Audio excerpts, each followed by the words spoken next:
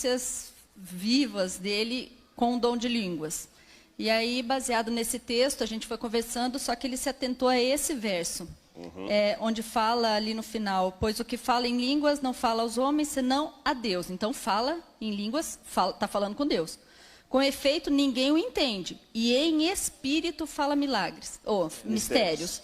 Então, o que em espírito fala mistérios? Obrigada. Tá certo. Bom, em primeiro lugar, deixe-me dizer que eu respondo com muito carinho e respeito aos irmãos pentecostais, como eu gosto que a minha igreja seja respeitada. Eu acho que a experiência espiritual de cada um, a gente não deve ser juiz sobre ela para julgar. Não que você tenha dito isso, eu estou esclarecendo, não só para ficar bem apontuado, devemos respeitar a sinceridade que está no coração das pessoas e como elas buscam a Deus. Ainda que seja de um modo que eu discorde, quem sou eu para julgar o meu irmão? Tá certo? Isso aqui temos que analisar à luz do que acontecia em Corinto. A cidade de Corinto me chama muita atenção, porque tem muitas coisas que ilustram a carta de Paulo aos Coríntios. Eu lembro até que, quando eu vou a Corinto, com algum grupo de pessoas que eu explico ali, eu sento debaixo de uma árvore, explico primeiro a geografia da cidade.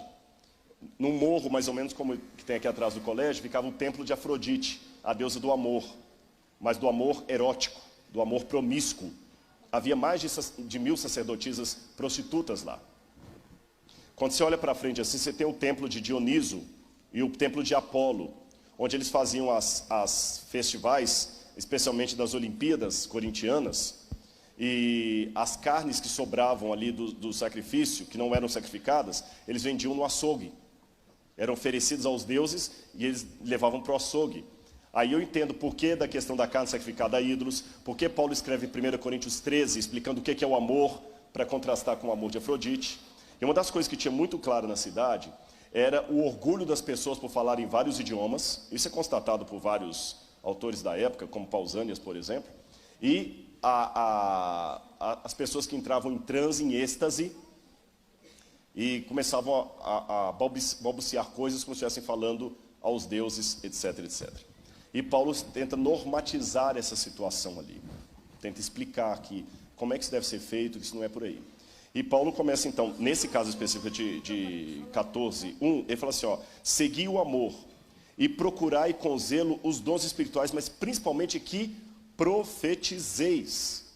Por que Paulo já não cortou de graça? Não fica esse negócio de ficar preocupado em falar línguas, não, porque o povo ia espanar.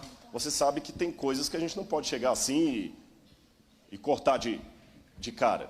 E quando ele fala assim, olha, pois quem fala em outra língua, está preocupado em exibir que você tem conhecimento? Ele falou, eu falo mais língua do que todos vocês aqui. E nem por isso eu fico exibindo. Agora, se você fala e ninguém está entendendo na igreja, então você está falando só para Deus, meu irmão, porque ninguém está entendendo. Tá certo? Você não está falando aos homens, só a Deus. E ninguém o entende. Então, em espírito, você está falando mistérios. Só que Paulo mesmo vai explicar.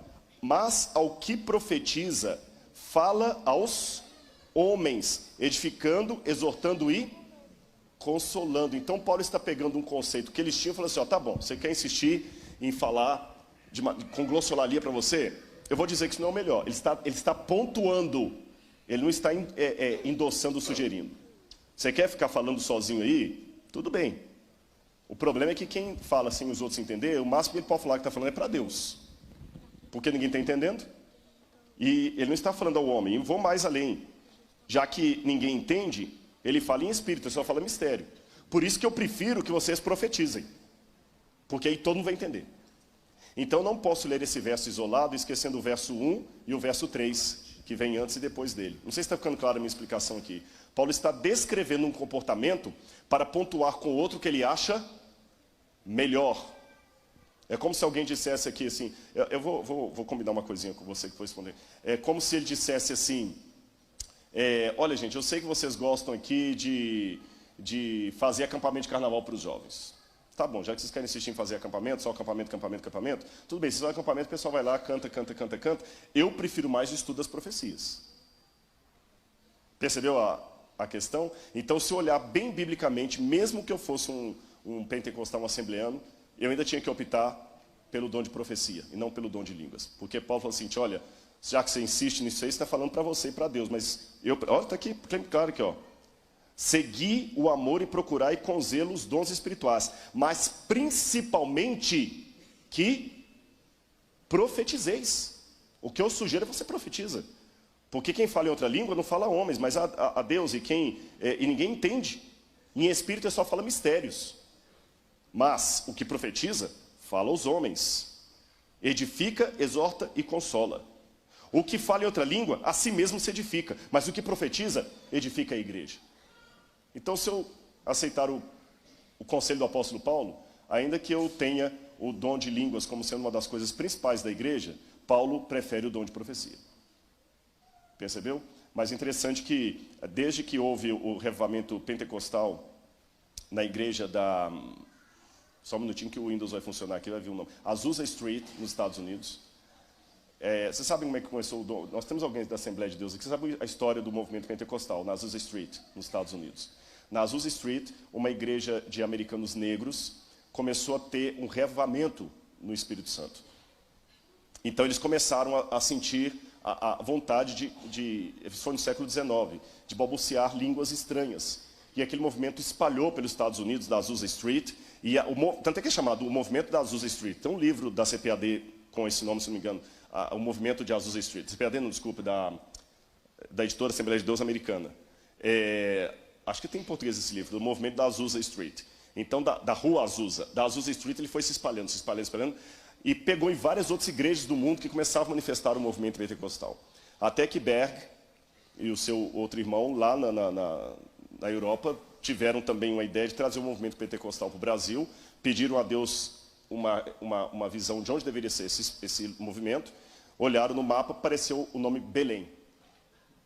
E eles então entenderam que Belém seria o lugar onde deveriam vir. Então eles vieram para o Brasil e iniciaram em Belém ali o movimento pentecostal, que hoje cresce muito. A Assembleia de Deus é a maior igreja pentecostal do Brasil, se não do mundo.